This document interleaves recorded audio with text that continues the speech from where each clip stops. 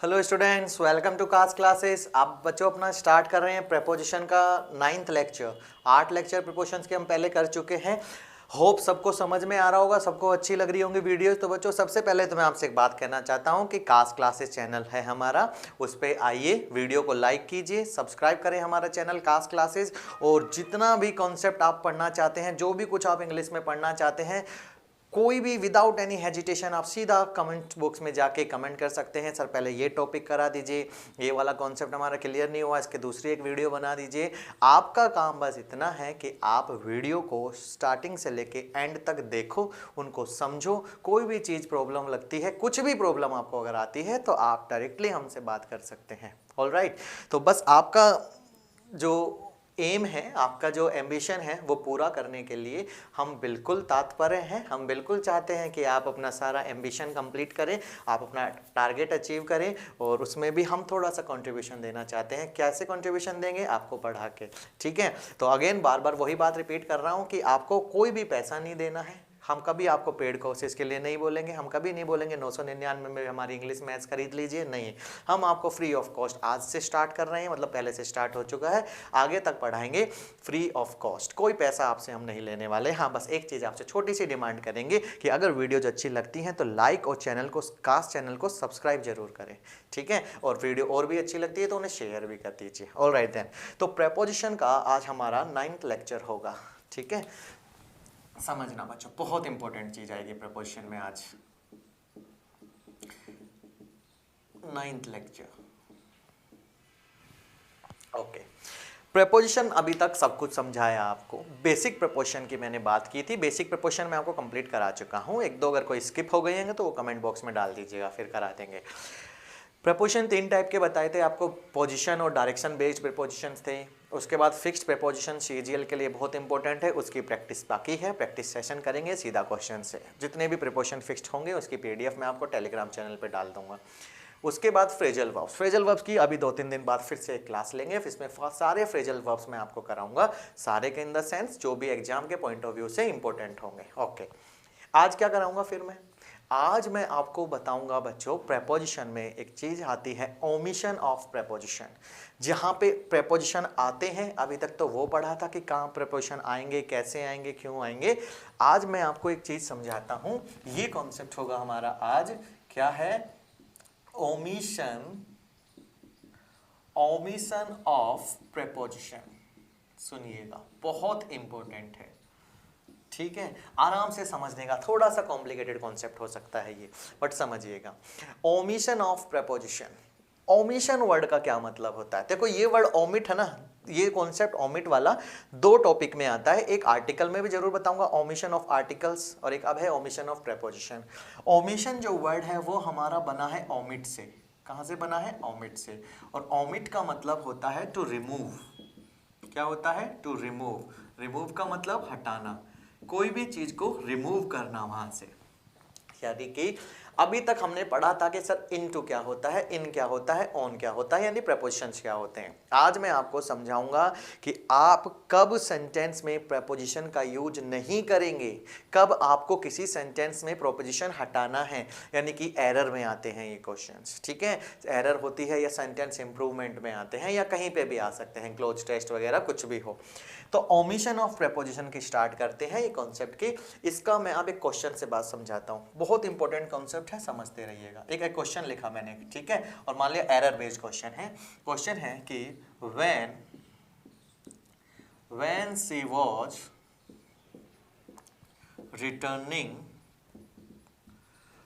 she was returning from school, ठीक है, a stalker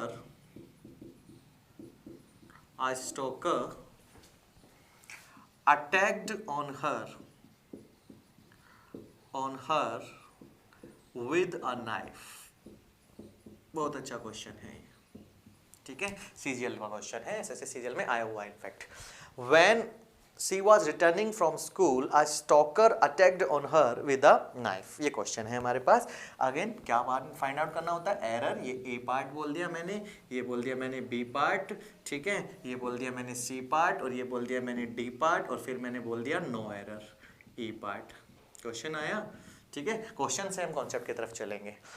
again मैं वही बात रिपीट करना चाहता हूं कि मैं हमेशा आपको बोलता हूं कि मेरा पढ़ाने का तरीका होता है एग्जाम ओरिएंटेड, यानी कि एग्जाम से जो क्वेश्चंस आते हैं वो डायरेक्टली मैं आपको लिखता हूं, उससे फिर मैं कॉन्सेप्ट निकालता हूं। ठीक है, तो ये मुझे अच्छा लगता है, आई होप कि आपको भी ये तरीका अच्छा लगता होगा। क्या है question? When she was returning from school a stalker attacked on her with a knife. ठीक है, जब वो स्कूल से लौट रही थी तो एक स्टॉकर ने उस पे चाकू से हमला किया। इस सेंटेंस की हिंदी है। अच्छा ठीक है, मैं एक बार 2 मिनट के लिए एरर हटा देता हूं, आप समझ गए होंगे ना इस टाइप के क्वेश्चन आते हैं। ठीक है, ओके, तो बात ये है, मुझे बताएंगे अब इसके अंदर क्या एरर हो सकती है? कोई बच्चा कोई बोल सकता है, रिस्पॉन्स करेगा कोई? When she was returning from school a stalker attacked on her with a knife. मैं आपको एक पहले बात बता देता हूँ, स्टॉकर वर्ड का क्या मतलब होता है बच्चे? स्टॉक का मतलब क्या होता है? स्टॉक का मतलब होता है पीछा करना। ठीक है, और पीछा करना ये वर्ब है अपनी, और स्टॉकर का मतलब समझ गए होंगे, पीछा करने वाला। ठीक है, स्टॉकिंग का केस भी लगता है। अगर आप किसी लड़की का या किसी लड़के का पीछा करते हैं, 2-3 दिन से उसे फॉलो कर रहे हैं, तो आप पे कौन सा चार्ज लग सकता है? यानी कि वो आपकी कंप्लेन अगर एफआईआर करेगा या करेगी तो आप पे वो स्टॉकिंग चार्जेस लगवा सकती है। ठीक है, तो स्टॉक का मतलब होता है किसी का पीछा करना, उस पर जासूसी करना उसके। ठीक है, तो ये सब। हाँ जी, क्वेश्चन में क्या एरर होगा? When she was returning from school a stalker attacked on her with a knife. ठीक है, ऑल राइट, क्या एरर है समझाएंगे? मैं जब ये क्लास में पूछता हूँ ऑफलाइन क्लास में तो मुझे कोई रेस्पॉन्स नहीं मिलता वहाँ से भी।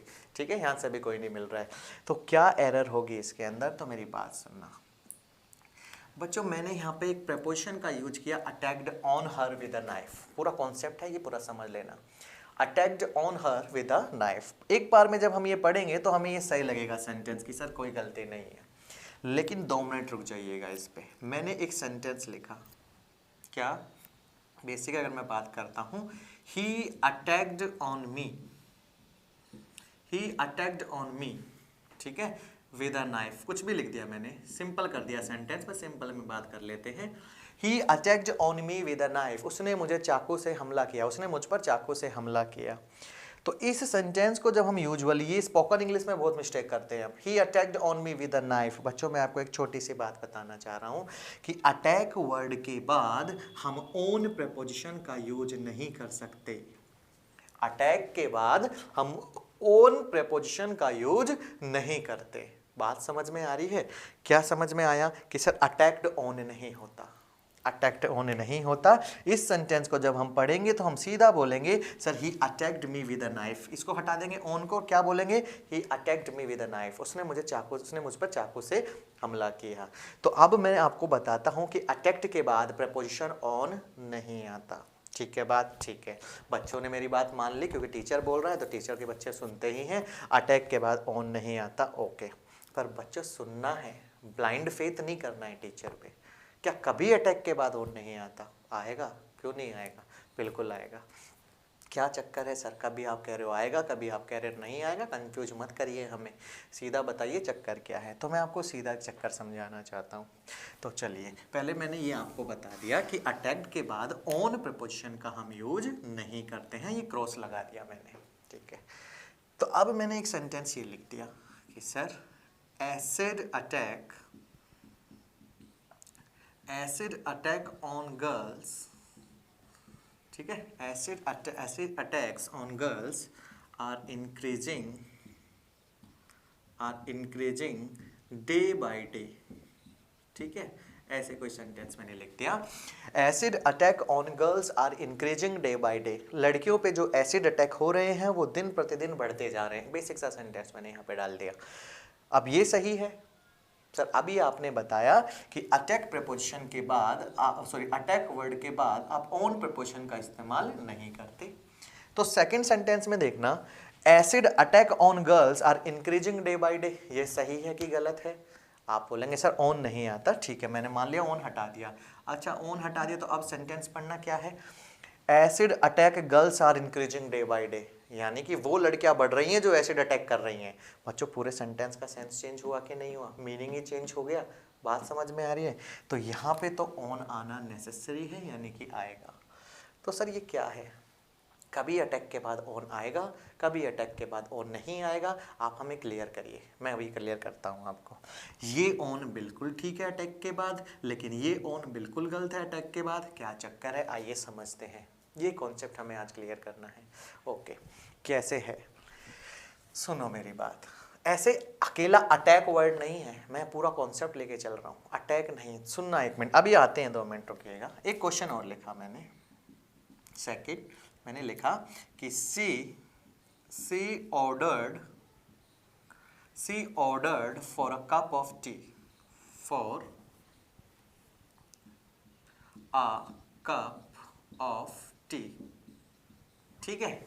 सी ordered for a cup of tea, ये सेंटेंस है। उसने एक चाय के लिए ऑर्डर दिया।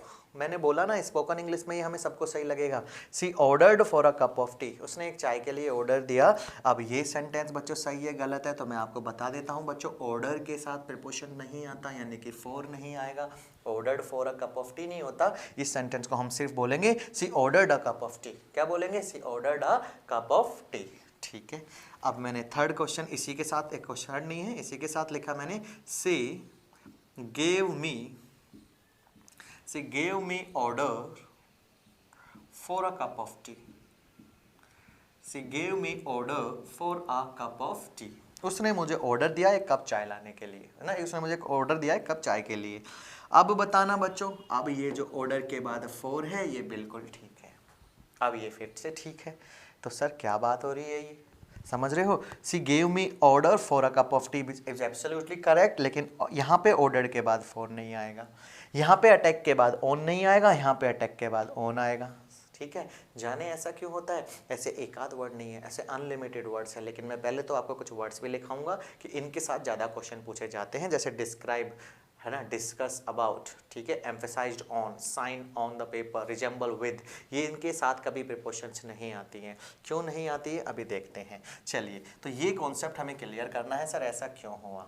आइए अब मैं हटा रहा हूँ, एक बार इसकी स्क्रीनशॉट ले लो, मैं आपको समझाता हूँ ऐसा क्यों होता है, ठीक है। ऐसे बिल्कुल नहीं छोड़ूंगा बीच में कि आपको मैंने बोल दिया बस कुछ वर्ड्स हैं जो रट लिए, नहीं भाई। यूजुअली ऐसा करते हैं बट मैं बिल्कुल ऐसा नहीं करूँगा, आपको पूरा कॉन्सेप्ट समझाऊंगा कि कब होता है कब नहीं होता, ठीक है। स्क्रीनशॉट ले लिया, अब समझना क्या है, समझना। देखो, अटैक की ही बात हम कर लेते हैं। मैंने लिखा ही अटैक्ड ऑन मी, ठीक है। ये जो अटैक के बाद प्रीपोजिशन है ऑन नहीं आएगा, लेकिन मैंने लिखा कि अटैक, सॉरी अभी बताया था ना, acid attack on girls are increasing, ये वाला जो ऑन है ये आएगा हमारा, acid attacks on girl are increasing, ठीक है। ये ऑन बिल्कुल ठीक है। चलो अब समझते हैं क्या है बात। ये है बच्चों, अटैक वर्ड के 2 मतलब होते हैं, ठीक है। एक अटैक का मतलब, मैं हिंदी में लिखना चाह रहा हूं, एक अटैक का मतलब होता है हमला, ठीक है, या हमला करना। और दूसरा अटैक है, हालांकि स्पेलिंग सेम ही है, उस अटैक का मतलब होता है सिर्फ हमला। यानी कि सर ये क्या कर रहे हो, दोनों चीज़ ही तो सेम है। अटैक का मतलब हमला करना और एक अटैक का मतलब हमला। इसका कुल मतलब ये है कि एक अटैक होता है वर्ब, अकेला अटैक नहीं, सभी वर्ड्स की बात हो रही है यहाँ पे। अटैक कभी तो वर्ब होता है और कभी अटैक जब होगा नाउन। सुनो, जब अटैक वर्ड एक वर्ब का काम करेगा, अभी सिखाऊंगा वर्ब का काम कैसे करेगा। जब अटैक वर्ड एक वर्ब का काम करेगा तो उसके बाद हम कभी भी ऑन प्रीपोजिशन का यूज नहीं करेंगे, इनफैक्ट कोई भी प्रीपोजिशन का यूज नहीं करेंगे। लेकिन जब attack word as a noun काम करेगा सेंटेंस में, एज ए सब्जेक्ट काम करेगा, तो हम हमेशा उसके साथ प्रीपोजिशन ऑन लगा सकते हैं, मतलब हमेशा उसके साथ ऑन प्रीपोजिशन आएगा। कुल मिला के बात ये है बच्चों, ये 1-2 वर्ड्स नहीं हैं, बहुत सारे वर्ड्स हैं, अनलिमिटेड वर्ड्स हैं। मैं बात ये बताना चाहता हूं कि जब ये वर्ड्स जो मैं भी आपको लिखवाने वाला हूं, जब एज ए वर्ब काम करेंगे सेंटेंस में तो उनके साथ कभी भी प्रीपोजिशन नहीं लगाते। लेकिन जब वो वर्ड एज ए नाउन काम करेंगे सेंटेंस में तो उनके साथ हम हमेशा प्रीपोजिशन लगाते हैं। क्या लगाते हैं? प्रीपोजिशन। अटैक ऑन, जब अटैक वर्ब होगा तो ऑन नहीं आएगा, लेकिन जब वही अटैक बच्चों नाउन का काम करेगा तो उसके बाद ऑन आ सकता है। देखते हैं कैसे। ये तो आपको मैंने बताया, स्क्रीनशॉट लो, हटा रहा हूं इसको भी। क्या है चक्कर समझिएगा। बच्चों कोई भी वर्ब ना एक नाउन का काम कर सकती है, बिल्कुल कर सकती है। आप उसके आगे आईएनजी लगा दीजिए, ठीक है, पार्टिसिपल्स बना दीजिए। जैसे क्या है, मैंने एक सेंटेंस लिखा कि ही is swimming, he is swimming in the pool. देखो 2 मिनट बेसिक है समझना। ही is swimming in the pool, वो अभी क्या कर रहा है सर, पूल में स्विमिंग कर रहा है, ठीक है। और एक सेंटेंस मैंने लिखा कि swimming is the best exercise. एक सेंटेंस मैंने ये लिखा, swimming is the best exercise. Complicated concept है तो इसलिए ढंग से समझिएगा, क्योंकि और कोई आपको मिलेगा भी नहीं, प्रपोजिशन के अंदर नहीं मिलेंगे ये सब आपको, ठीक है। आप कोई भी वीडियो उठा के देख लीजिए, बहुत रेयर ऐसे होंगे टीचर जिन्होंने ये समझाया हुआ है। क्या है, he is swimming in the pool और swimming is the best exercise. बच्चों पहले सेंटेंस में मुझे बताना, he is swimming in the pool में सब्जेक्ट क्या है सर, आप बोलेंगे ही की बात हो रही है, बिल्कुल सही बात है। हेल्पिंग वर्ब क्या है, इज। मेन वर्ब क्या है सर, स्विमिंग। बच्चों पहले वाले सेंटेंस में वो बंदा क्या काम कर रहा है सर, स्विमिंग करने का काम कर रहा है। He is swimming in the pool, वो स्विमिंग कर रहा है, तो ये वर्ब है, बोलो यस और नो, ठीक है। ओके, सेकंड सेंटेंस बोलना, swimming is the best exercise. Swimming एक बेस्ट एक्सरसाइज है। क्या सेकंड वाले सेंटेंस में कोई बंदा स्विमिंग कर रहा है, नहीं। मैंने बोला स्विमिंग एक बहुत अच्छी एक्सरसाइज है। इस सेंटेंस में कोई वर्ब नहीं है। इस सेंटेंस में मैंने आपसे पूछा कि क्या अच्छी एक्सरसाइज है, आप बोलेंगे sir swimming is the best exercise. इस सेंटेंस में सब्जेक्ट क्या है, हम किसकी बात कर रहे हैं सर, इस सेंटेंस में सब्जेक्ट है स्विमिंग। क्या है सब्जेक्ट, स्विमिंग। अब मैं आपको एक बात पहले बता चुका हूँ सब्जेक्ट वर्ब एग्रीमेंट में, हल्का सा दोबारा बता देता हूँ। बच्चों इंग्लिश के अंदर जो सब्जेक्ट होते हैं ना, वो सिर्फ नाउन या प्रोनाउन ही होते हैं। बोलो क्या होते हैं, या तो नाउन होंगे या प्रोनाउन। सब्जेक्ट सिर्फ या तो नाउन होगा या प्रोनाउन होगा, और कोई वर्ड इंग्लिश में सब्जेक्ट का काम नहीं कर सकता, ठीक है। अब क्योंकि स्विमिंग होती एक वर्ब भी है ना। आपसे कोई पूछता है स्विम, स्विम का मतलब क्या होता है, तैरना। स्विम किसी का नाम नहीं होता। Swimming is a word which denotes action. Swimming ऐसा शब्द है जो एक्शन बताता है, तैरना। हाँ, कोई आपसे पूछता है रैंडमली आके कि अरे यार ये स्विम वर्ड है, ये वर्ब है कि नाउन है, आप बोलेंगे वर्ब है, ठीक है। लेकिन आपने उससे पूछा क्या इसका नाउन बना सकते हैं, आप बोलेंगे हाँ। आप उसके आगे आईएनजी लगा दो और उसको सेंटेंस में आगे लगा दो, swimming is the best exercise, तो वो सब्जेक्ट का काम करेगा। और सब्जेक्ट का काम इंग्लिश में सिर्फ नाउन या प्रोनाउंस करते हैं। प्रोनाउन की बात अभी मत करिए, यानी कि ये एक नाउन है। बात ठीक है, यही तो बात कर रहा हूं मैं।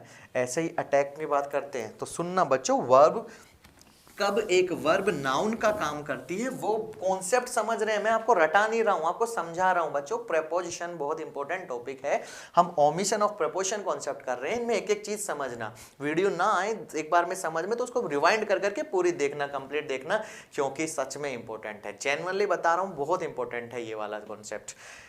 अब बात क्या है, ही अटैक्ड ऑन मी। इस सेंटेंस में सब्जेक्ट क्या है, ही। अटैक्ड क्या है, अपनी वर्ब। मैंने बताया कि जब भी अटैक वर्ड वर्ब का काम करेगा तो उसके बाद प्रीपोजिशन नहीं आएगा, तो ही अटैक्ड मी होता है, ना कि ही अटैक्ड ऑन मी, ठीक है बात, ओके। सेकेंड सेंटेंस बोला, acid attack on girls are increasing. लड़कियों पे एसिड अटैक बढ़ता जा रहा है। क्या बढ़ता जा रहा है, एसिड अटैक। इस सेंटेंस में सब्जेक्ट है बच्चों एसिड अटैक्स।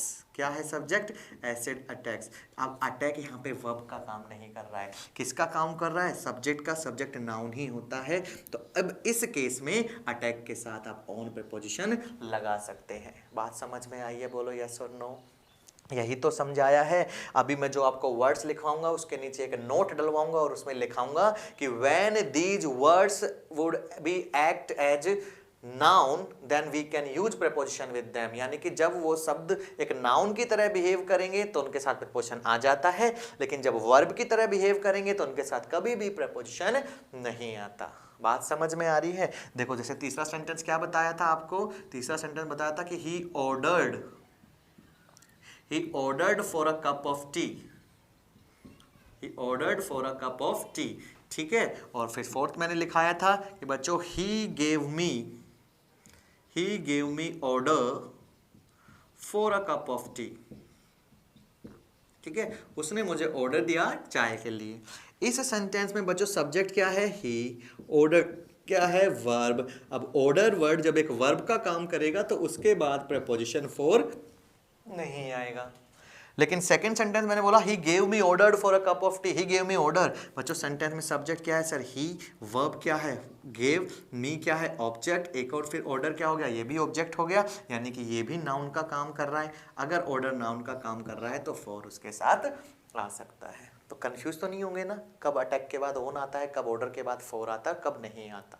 क्लियर है? तो अब मैं आपको कुछ वर्ड्स लिखा देता हूं, ऐसे एक दो वर्ड्स नहीं है, बहुत सारे वर्ड्स हैं और क्वेश्चंस बड़े पूछे जाते हैं एग्जाम में इनसे। ठीक है बात? ओके, हटा रहा हूं बच्चों में। ठीक है, ठीक है, फिर क्वेश्चन भी लिखेंगे हम।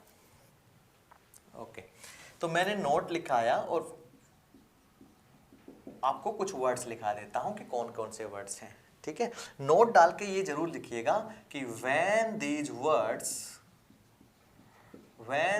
words are used as a verb, ये इंपॉर्टेंट लाइन है, used as a verb in any sentence, then we do not use any preposition with them, यानी कि जब ये वर्ड अगर सेंटेंस में एज ए वर्ब होंगे तो इनके साथ हम कभी भी प्रपोजिशन का यूज नहीं करेंगे। क्लियर है? दिख रहा है आपको सबको? चलिए वर्ड्स लिखते हैं बच्चों, क्या क्या वर्ड हैं। फर्स्ट वर्ड जैसे मैंने लिखा अटैक, ठीक है, इसके साथ जब ये वर्ब का काम करे प्रपोजिशन मत लिखना। सेकंड वर्ड लिखा मैंने बच्चों ऑर्डर, क्या लिखा? ऑर्डर, ध्यान रखना। फिर मैंने वर्ड लिखा साइन, क्या है? साइन, साइन होता है ना सिग्नेचर। तो मैंने अगर बोला कि please sign on the paper, तो आप सोचेंगे ये तो सही है, साइन ऑन द पेपर्स, तो साइन ऑन नहीं होगा, साइन द पेपर्स होगा। ठीक है, ये आपको लगता है कि सही होगा। वर्ड है बच्चों डिस्कस, क्या है? डिस्कस। वर्ड है बच्चों डिस्क्राइब, कॉन्सेप्ट समझा दिया। ये जब वर्ब होंगे ना तो इनके बाद प्रपोजिशन मत लगाना, बहुत इंपॉर्टेंट वर्ड है। क्या है वर्ड? डिस्क्राइब। वर्ड है बच्चों एम्फेसाइज, ठीक है, एम्फेसाइज, एम्फेसाइज ऑन कभी मत लगाना। वर्ड है स्ट्रेस, एम्फेसाइज का मतलब जोर डालना, स्ट्रेस, ठीक है। वर्ड है रिजेंबल, अभी क्वेश्चन भी करा दूंगा इससे। क्या है वर्ड? रिजेंबल। रिजेंबल का मतलब सिमिलर अपीयरेंस। जैसे कि मैंने कोई सेंटेंस बोला, रिजेंबल का मतलब होता है एक जैसा दिखना। मैंने बोला कि योर सिस्टर, या फिर मैंने कोई भी वर्ड लिख दिया कि your brother resembles with Salman Khan, कि तुम्हारा भाई सलमान खान जैसा दिखता है, तो आपको बोलने में लगेगा कि ये तो सही बोल रहे हैं सर, बट एक्चुअली में क्या है बच्चों, रिजेंबल जब एक वर्ब का काम करेगा तो उसके साथ विद नहीं आएगा, सबके साथ है बच्चों। अटैक के बाद ऑन नहीं आता, ऑर्डर के बाद फॉर नहीं आता, साइन के बाद ऑन नहीं आता, डिस्कस के बाद अबाउट नहीं आता, डिस्क्राइब के बाद अबाउट नहीं आता, क्वेश्चन भी यही देके दिए जाएंगे। एम्फेसाइज के बाद ऑन नहीं आता। अगर मैं जल्दी से आपको बोल जाऊं तो please emphasize on this topic, तो आपको सही लगेगा ना कि यार सही कह रहे हैं ये। जैसे मैंने बोला कि please emphasize on your work, अपने काम पे जोर डालिए, ठीक है, तो आप बोलेंगे सर सही कह रहे होंगे यार, अच्छी इंग्लिश है ये। बच्चों एम्फेसाइज ऑन नहीं होता, ठीक है, जब ये वर्ब का काम करती है। आप कुल मिला के छोड़ो वर्ब नाउन का काम, आपको समझना है कि इनके बाद प्रपोजिशन नहीं आएंगे।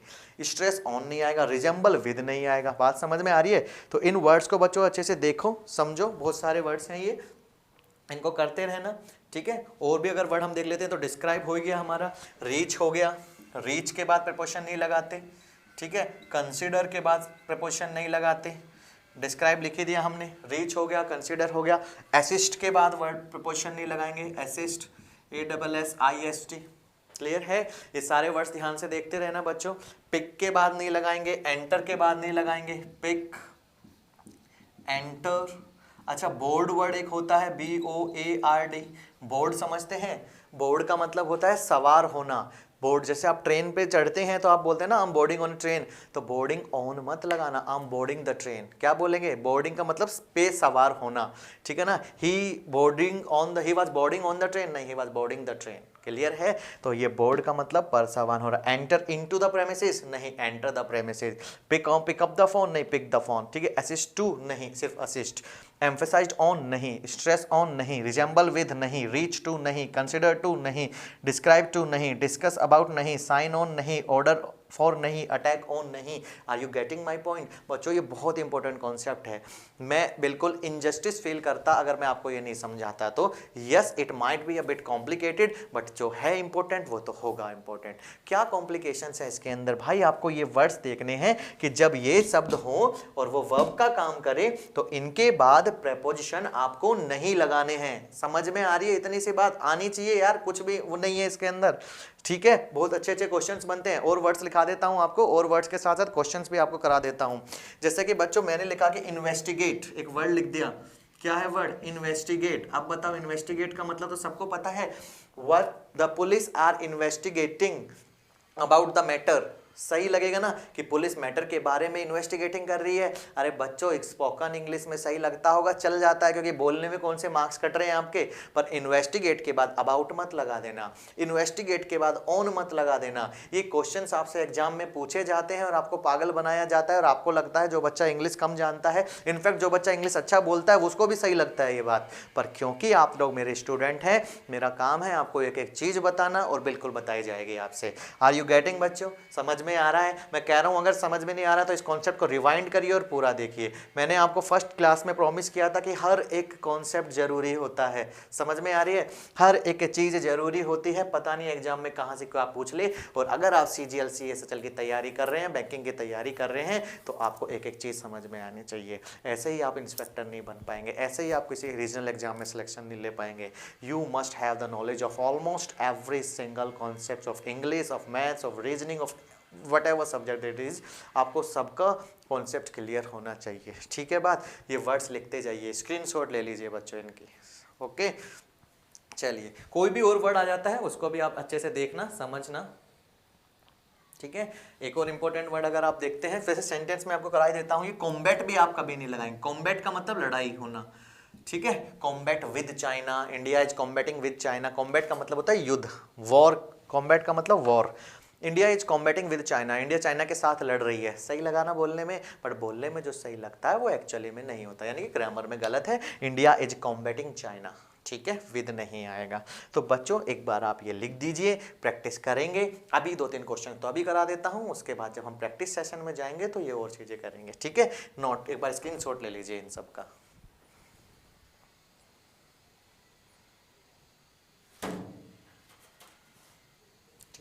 ओके, हटा दो इसको अब। चलिए, अब मैंने ओमिशन ऑफ प्रीपोजिशन कराया कि कहां से प्रीपोजिशन हटना है। तो मान लो मैंने क्वेश्चन लिख दिए एक, तो इन चीजों को देखना, सिंपल क्वेश्चंस यहां से बन सकते हैं। कि फर्स्ट मैंने लिखा कि his brother resembles with Salman Khan. ठीक है, रिजेंबल्स का मतलब होता है बच्चों सिमिलर अपीयरेंस। कहां है रिजेंबल? ये रहा। इसका मतलब होता है सिमिलर अपीयरेंस, समझ गए? यानी कि एक जैसा दिखना, एक जैसी दिखावट। अगर कोई आप जैसा दिखता है तो आप बोल सकते हैं कि ही रिजेंबल्स विद मी, नहीं ही रिजेंबल्स मी, वो मुझे मेरा जैसा दिखता है।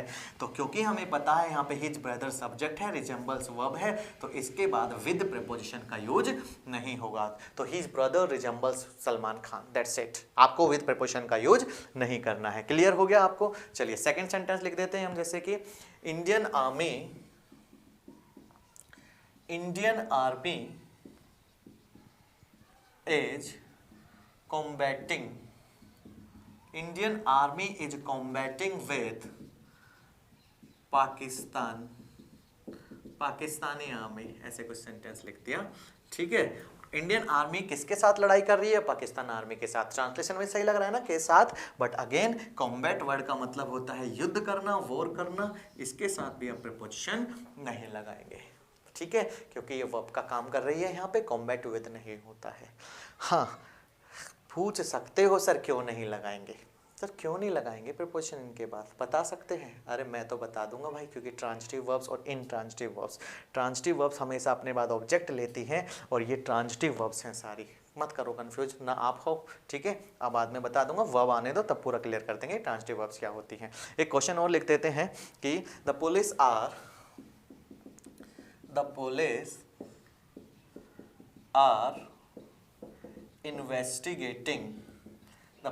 are investigating on the matter ठीक है, पुलिस किसी मैटर पे इन्वेस्टिगेट कर रही है, तो ये बहुत आते हैं बच्चों, इन्वेस्टिगेटिंग के बाद ऑन नहीं लगेगा। मैंने बताया ना कुछ वर्ड्स ऐसे होते हैं जब वो वर्ब का काम करते हैं तो उनके बाद प्रपोजिशन नहीं लगता। तो police are investigating on the matter. ठीक है, एम्फसाइज वर्ड अभी लिखाते हैं, एक क्वेश्चन और देख लेते हैं बच्चों। फोर्थ है question, the principal emphasized on the matter of discipline in life। ठीक है, ये सेंटेंस है, the principal emphasized on the matter of discipline in life. ठीक है, पता होना चाहिए कि एम्फेसाइज के बाद आप क्या नहीं लगाएंगे, ऑन प्रीपोजिशन नहीं लगाएंगे। Are you getting my point बच्चों, समझ में आ रही है आपको सब बातें? तो आज का जो कॉन्सेप्ट हमने किया वो किया sir omission of preposition. Preposition को कब हटाना है, ऐसा नहीं है हमेशा प्रीपोजिशन लगता है। अटैक के बाद ऑन नहीं आता, साइन के बाद ऑन नहीं आता, बोर्ड ऑन द ट्रेन नहीं, बोर्ड द ट्रेन। ठीक है, बोर्ड वर्ड हो गया, साइन ऑन हो गया, ऑर्डर फॉर अ टी नहीं, ऑर्डर्ड अ टी। क्लियर है, साइन ऑन द पेपर नहीं, साइन द पेपर। ठीक है, एम्फेसाइज्ड ऑन द मैटर नहीं, emphasize the matter. Investigating on the matter नहीं, investigating the matter. Combating with China नहीं, combating China. ठीक है बात, और क्या है आपका, रिजेंबल्स विद कैटरीना नहीं, सिर्फ resembles Katrina. My girlfriend resembles with Katrina नहीं, माई गर्लफ्रेंड रिजेंबल्स कैटरीना। समझ में आ रही है बात आपको? तो ये चीज़ें हैं हमारी जो आपको ध्यान रखनी है। हर एक कॉन्सेप्ट आपको मिलेगा, सब कुछ आपको मिलेगा, बस आपको वीडियो को शुरू से अंत तक देखना है, फ्रॉम स्टार्टिंग टू एंड। आप वीडियो देखिए, आप हर हमारे कास्ट चैनल पे आइए, वीडियो अगर अच्छी लगती है तो लाइक कीजिए, सब्सक्राइब कीजिए, and believe me, have faith in me, एक एक कॉन्सेप्ट इंग्लिश का आपको मिलेगा, and that too exam oriented. हर वो चीज़ जो एग्जाम्स में आती हैं, आई हैं, आएंगी, वो सब आपको कराई जाएंगी। आपको बस हमारे साथ जुड़े रहना है, कास्ट क्लासेस पे आइए और वीडियो को लाइक कीजिए। थैंक यू, आज के लिए इतना है।